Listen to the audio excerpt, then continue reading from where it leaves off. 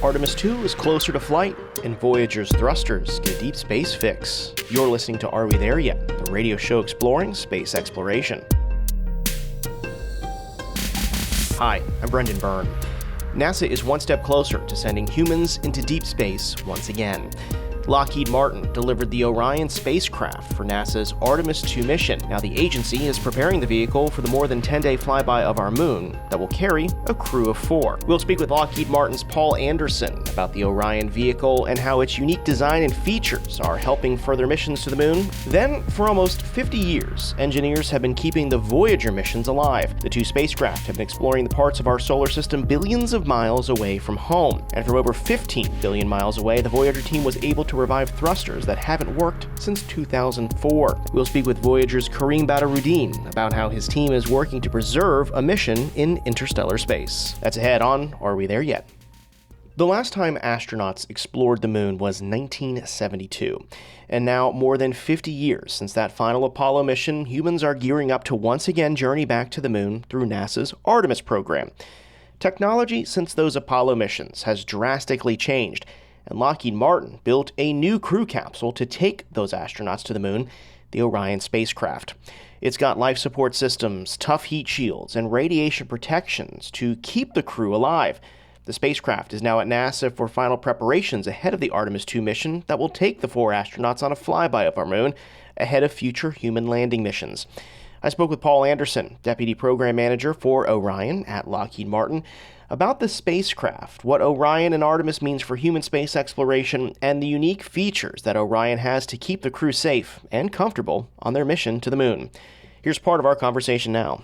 I'm very excited to talk with you about Orion ahead of Artemis II. Lockheed Martin reached a major milestone with the spacecraft, right? Turning it over to NASA. Tell me a bit about why this is such a big deal for this mission. It's a just very, very exciting couple of weeks here at Lockheed Martin, getting the Artemis II crew module ready and delivered to NASA. It's been just, I'll say, many years in coming. I mean, the program's been going on for a number of years, but we have been really focused on Artemis II and getting this delivery, especially over the last year. And this really culminates in completion of the major element that the crew will actually be situated in as we go back to the moon for the first time since 1972. So it's very, very exciting. A major milestone for both Lockheed Martin and for NASA. You are designing a spacecraft to take humans to deep space and back safely. The first time this has been done in half of a century, right? I mean, can you tell me a bit about just how big of a responsibility this is? It's been over a generation since we last had human beings in the vicinity of the moon or on the surface of the moon. And so,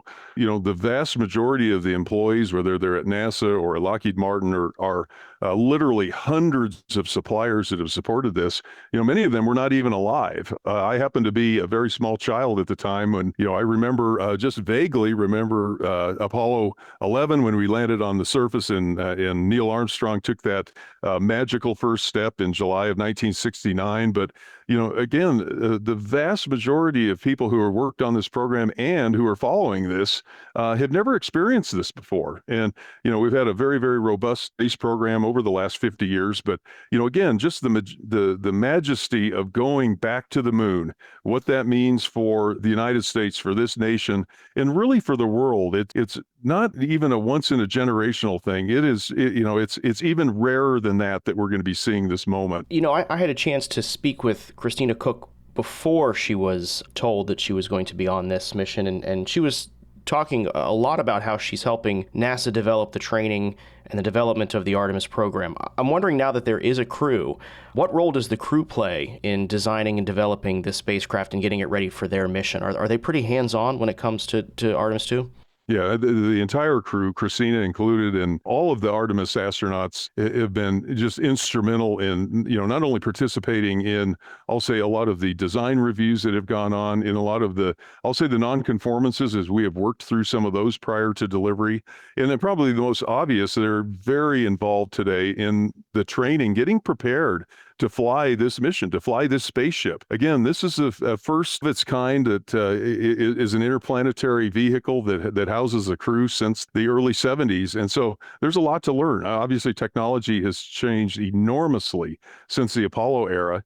And the crew has to learn how to fly this machine. They will do extremely well. Of course, today we have a lot more, I'll just say, computer capability, autonomy capability, all of that the crew does rely on. But when it really comes down to it, we still need the crew to be able to operate this vehicle, and the creativity that they bring to the mission. And of course, just having humans being part of this, and what that means to not only the crew themselves, but to everybody who worked on this program. Interplanetary vehicle. That is a dramatic word, but that is what this is, right? I mean, what are some challenges that you had to take into account when really sending humans to deep space once again? What are the things you have to think about to keep them safe on this mission? Radiation is not necessarily your friend. We have got to make sure that not only do the systems that are part of the Orion spacecraft perform in a space environment, which we have obviously designed the spacecraft not only to be able to operate to the moon, but also to Mars. It actually has capability to live and operate for that period of time, as enough for a 2.5-year mission potentially in the future to go to Mars. So we've designed in all of the capability, the reliability, the redundancy. If there is a failure, of course, there's not a local garage shop nearby. We have got to have onboard systems that are backups, that are reliable, that have proven ability to operate in a space environment, and then of course, be able to keep the crew safe. We have an entire environmental life control system that allows the astronauts to breathe, allows the astronauts to function within the capsule. An entire crew system for displays and controls for piloting the vehicle, to be able to safely land, for example, make sure that the seats are attenuating the landing forces, and just a lot to take into consideration. And then obviously for the actual spacecraft design itself, one of the most challenging, if not the most challenging part of the mission is that last 15 or 20 minutes as we do re-entry. We obviously need to have an extremely safe vehicle. We need to have a heat shield that is absolutely rock solid. We have to have parachute systems, and then all the recovery systems. Once we land into the Pacific Ocean, we have to be able to recover this quickly, recover it safely, and to be able to get the crew safely out of the capsule in a fairly short period of time. So all of that is extremely challenging, and we have focused many years of efforts with a very, very large team, both here at Lockheed Martin and at our suppliers, to pull this off. You mentioned many years, Paul, and there have also been some very big milestone missions that have gotten you to this point, right? EFT-1, Exploration Flight Test 1 in December of 2014, and Artemis I in November of 2022. Can you tell me a bit about how your team looked at how those capsules performed and what lessons were learned that went into this crew capsule? EFT-1 flight you referred to back in December of 2014 was really monumental. It was being able for the first time to prove out, I'll say, some of the core systems of the vehicle. If you think about the computers, if you think about the software, the guidance, navigation, and control, the ability of the spacecraft to autonomously, in this case, it flew a 2-orbit mission around the Earth, returned safely within about 4 hours, and it just, I'll say, tested out the core of the vehicle, including the structure, just make sure that it was, that we have a good building foundation to build off of. And after we successfully flew EFT-1, then we added more systems. And to fly the Artemis I mission, which we did successfully approximately 2 years ago, that added a lot more systems. In fact, we did a heat shield test. That was one of probably the biggest challenges in getting to Artemis I, but also one of the biggest successes. We learned how to do what's called a skip re-entry. We actually flew through the atmosphere, came back out, flew back into the atmosphere, and prove that the crew will have the ability to safely re-enter from a lunar trajectory and do so safely. And we took a lot of the lessons learned off Artemis I and obviously applied them to Artemis II, specifically the heat shield being one, and exactly how we fly the vehicle. The heat shield on Artemis II is identical to the heat shield on Artemis I, but we're flying it a little bit differently just to I'll say even more success and put more safety margin as we fly it crewed. There were some concerns after the Artemis I mission with the heat shield, right? Have those concerns been mitigated at this point? Spent between ourselves, NASA independent review team, very large effort, has spent over a year identifying everything that occurred during the Artemis I flight. The heat shield actually performed extremely well, and a lot of, I'll say, lessons that were learned there, had to do with there were some ablation things that were a little bit unexpected, but we completely have root cause. We understand down to the, I'll say, the molecule level almost what that physics is, and applying it to both the Artemis II mission from exactly how we're flying the entry trajectory. And then as we go forward to Artemis III and beyond, we're actually doing some slight changes in the formulation of the heat shield to make it even more robust. So yes, those test flights that you refer to, both EFT-1 and Artemis I, are just instrumental. And that will happen with Artemis II, as you mentioned. Artemis III taking the astronauts that will go to the surface of the moon into lunar orbit. The stakes are quite high for Artemis II. What are you going to be keeping a close eye on that you need to learn some lessons on so that you can apply it to Artemis III and be successful in getting those astronauts to the lunar surface? The first crewed Orion is Artemis II. That is coming up, a flight of early next year on the Space Launch System. Extremely exciting. Again, first time we've had crew into the capsule doing an 11-day mission. What is going to be the comfort level of the crew? How is their interaction with the displays and the controls going to go? The hand controllers. We're actually doing a demonstration early in the mission to kind of a fly around of our upper stage to do some proximity operations demonstration. We're going to learn a lot about how as we go to Artemis III, where we actually have to dock with the human lander, how are those systems going to be operating? And then, of course, I would just say physiologically, how is the crew going to do? 11-day mission is starting to, that's a fairly lengthy mission. How are all of the new, again, crew systems and environmental life control systems going to be operating? Make sure the redundancy is there. And, again, going to be learning an awful lot about Orion and how the crew interacts with it and how that functions during that mission. Paul, I would get angry emails if I didn't ask you about this from our listeners. How is the toilet looking for Orion? Is it ready to go? The toilet is ready to go. Now, I won't necessarily bog your listeners down with all of the personal details of that, but I have been assured by the crew that, we tend to make light of what we call the universal waste management system.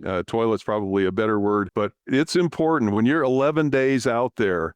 And, there are other ways to handle, human waste other than a toilet, but they are, I'll just say this is a much better approach. So I'm sure that, we obviously at Lockheed and NASA are very excited on seeing how that, that system will operate. But, again, crew safety, crew comfort, all of that is extremely important. And that's a really good example. Much better than the bags the Apollo astronauts had, right? Much better than storage bags for an 11-day flight. We'll get serious, Paul, even though waste management is very serious. But finally, as you mentioned, this is the first time in a generation that your team and people like you are working on a capsule that is going to take people to the moon. I mean, can you just put into words what it's like for you and your colleagues to work on a program like this that has such incredible potential for human space exploration? I think the common theme that I see, whether you're a crew member, whether you're a member of NASA, whether you're a member of Lockheed or any of the contractors, it is the passion for this mission. It is what this mission means, again, not just to the crew and the employees and everybody that worked on it, but I mean, honestly, to the nation. I mean, this is a uniting, we so badly need things that unite both our nation and the world. And you can go around the world to 5 billion people or 6 billion people and ask about, hey, we've got humanity going to the moon. This is something that is uniting. And everybody feels that sense of mission and importance in what they do day to day. I always like to, even tell college students this isn't going to be a 40-hour-a-week job. You may only work 40 hours, but this is going to be in your heart and soul for the rest of your life. And that level of passion and that level of desire and, really what it means to humanity is what we bring to work every day. Paul Anderson, Deputy Program Manager for Orion at Lockheed Martin. Paul Anderson, thanks for joining us. Thank you so much for having me. Still to come, keeping a decades-old spacecraft cruising through interstellar space. So solving the problem of the failed thrusters gave us an opportunity, gave us a set of spares to extend our mission. Checking in on the Voyager mission and how engineers are troubleshooting billions of miles away. That's ahead on Are We There Yet?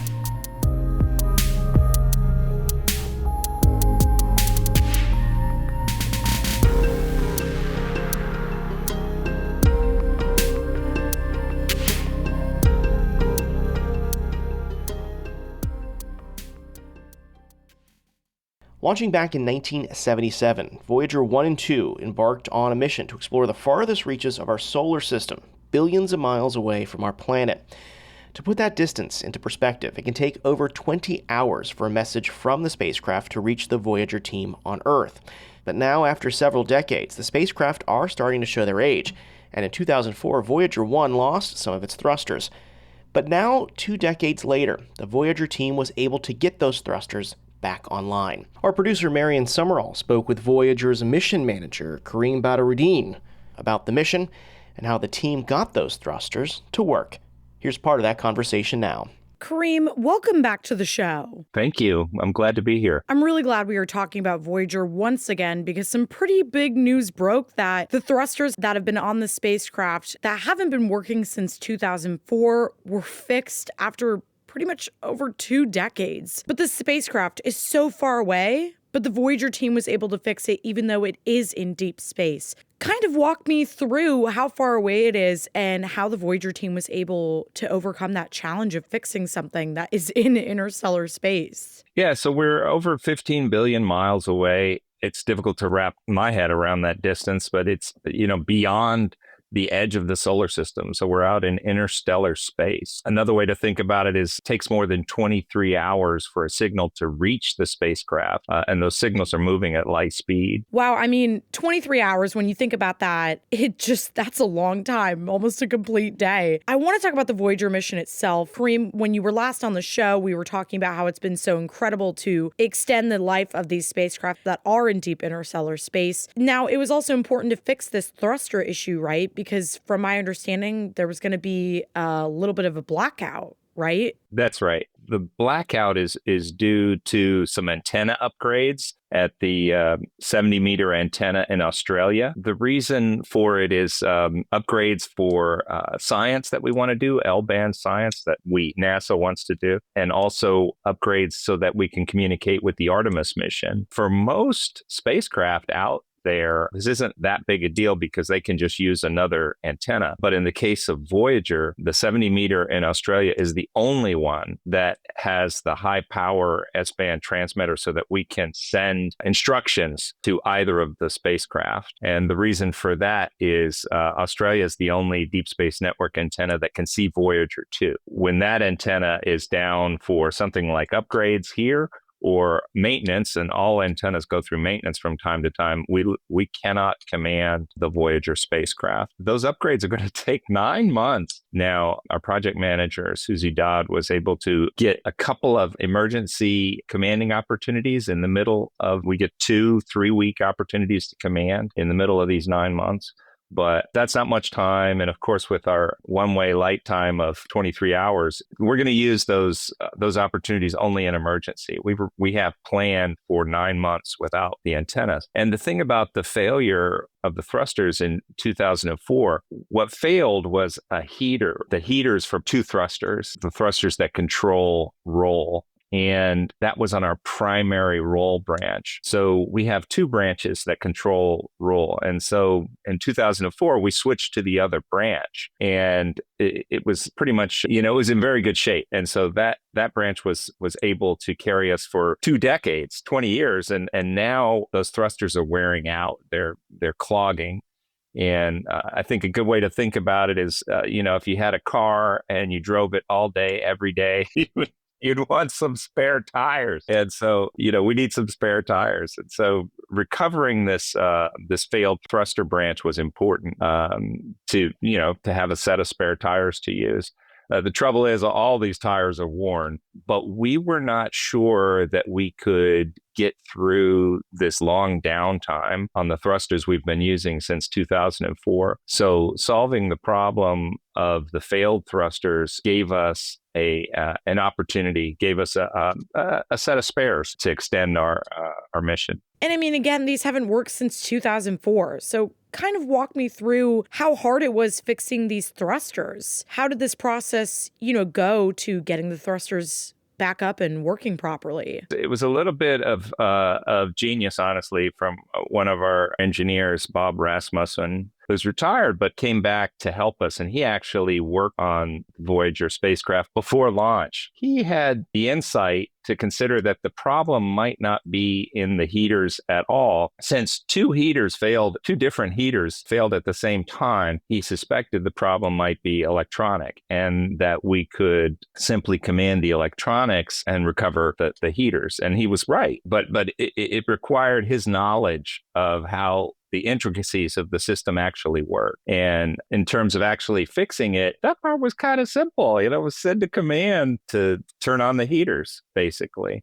And there you go. And you might say, well, gosh, why didn't anyone else think of that? But there's a lot to it. It really does take a rocket scientist sometimes. And Kareem, when we had you last on the show, you mentioned that because these spacecraft have been in use for almost 5 decades, you're having to kind of go back and learn about the original design for these spacecraft and what those rocket scientists and engineers and scientists in general were thinking at the time. How does some of these original design plans and things like that play a role in what you're doing today? Those of us who are working on the mission now, with the exception of Bob Rasmussen, weren't around at the time that this spacecraft was designed. We're basically using a machine, kind of like, a person who drives a car. It doesn't take intimate knowledge of the engine and the design to drive a car. You just need the key and, off you go. And that works fine until something on the car breaks.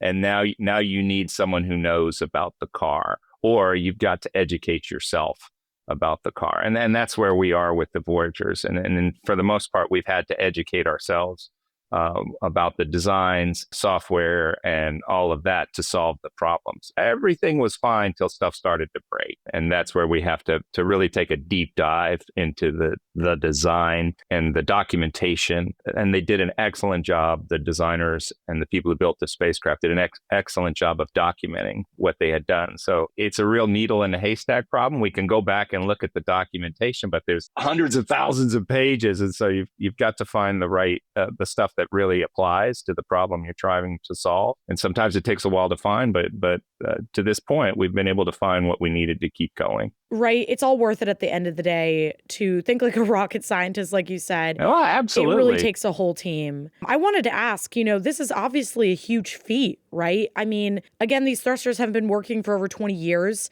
What would have happened if you hadn't restored them? Well, then we would have been dependent on the single set of thrusters that have showing signs of clogging. And so we don't know exactly when they'll be completely clogged. And when they're completely clogged, they stop working. And when they stop working, that's when we lose our ability to point at Earth. So you're talking about the challenge. You were asking me about the challenges of communicating with the spacecraft. It's really pretty simple. We send a radio signal to the spacecraft receives it, and vice versa. And as long as we point at the spacecraft, which we can control pretty well here at Earth, and as long as the spacecraft points at Earth, which it can control pretty well as long as its thrusters are working, this communication is pretty simple. If the thrusters fail, then the spacecraft can no longer point at Earth and we can no longer communicate with it. And again, the spacecraft collects data and information like no other before, right? So I know that we've talked about that and your passions of trying to continue the life of this mission. To get it to 50 years, we're almost there. I guess now we're possibly even looking at more than that, right? Because now there's another solid backup just in case with these thrusters. And it just kind of stands the testament of time that the Voyager mission is really part of our space history. It's almost 50 years old, seeing some of the earliest missions going on then and into now, where we're seeing rocket launches almost every day. It just really stands the testament of time, right? Exactly right. And 50 years, it's just a nice round number, but we're returning data from a part of space, outside of our solar system that we've never visited until now. It's so difficult, took so long to get there. I'm not sure that we're going to send spacecraft out there again. And so every bit of data that we return from this space is precious. And so continuing past 50 years as long as we can is very important, since we're already there. To continue to return this data, and I'll actually give my wife credit for this because she brought it up, but it's something that I've heard from the scientists as well. One day this mission, both spacecraft will stop. We are power limited, and if some other failure, if the thrusters, if we're able to keep the thrusters going, if we're able to stay warm enough, eventually we will run out of power, and we will not be able to. The spacecraft will not have enough power to do all the things it needs to do to stay pointed at Earth, to keep the instruments powered, all those sorts of things. But the spacecraft are in orbit around the center of our galaxy, and they will continue in orbit forever. And the Earth will eventually end. There's the sun will run out of fuel, and I'm not sure of the timeline, but something like 5 to 7.5 billion years. And then the sun expands and swallows up the Earth. I don't know. I don't know what that is, but ultimately the Earth becomes uninhabitable, right? But these two spacecraft continue in orbit around the center of their galaxy, and they may well outlive the Earth. That's just fascinating that they could outlive the Earth. And on a personal note, Kareem, I have to say, you and I have talked on the show before about the Voyager spacecraft. We've talked about how crucial it is, about the science. When those thrusters did come back online, how did you feel as somebody who's so dedicated to this mission? Well, joyful. We were hoping it's kind of, those of us who are on the mission have heard for a long time that these thrusters are failed and cannot be recovered. And then when we had this inkling that they just might be recoverable, did we dare to believe it? And it was so important that they do work that we took the chance of testing them. And when they did, it's just wonderful, just joyful that, oh yeah, this really will extend the mission. This really is the chance we were hoping for. It's difficult to describe. It's hard to find the words. Getting a second chance when we didn't think we were going to have one. Getting a second chance when we didn't think we were going to have one. I love that, and I'm so happy for your team. Kareem Badruddin is the Voyager mission manager. Kareem, thank you so much for talking with us today and kind of sharing a really interesting and just uplifting news about Voyager. Yes, it's been a pleasure. That's going to do it for this week's show. If you're not already, be sure to subscribe to the show's podcast feed so you never miss an episode. Do that on the Central Florida Public Media app, NPR's app, Apple Podcasts, Spotify, YouTube, really wherever you get your podcasts. Stay connected with the show. Follow us on social media. We're on Instagram and Facebook. Our handle is @AWTYSpace. And if you got an idea for a future episode of the show, or you think you'd be a good guest, reach out to us. Our email is arewethereyet@cfpublic.org. More space coverage is online. Visit cfpublic.org/space. Are We There Yet is a production of Central Florida Public Media. Our intern is Ashley Reed. Ashley, welcome to the show. Our producer is Marion Summerall. Editorial guidance comes from LaToya Dennis. Support for Are We There Yet comes from our listeners. Until next week, I'm Brendan Byrne. Thanks for listening.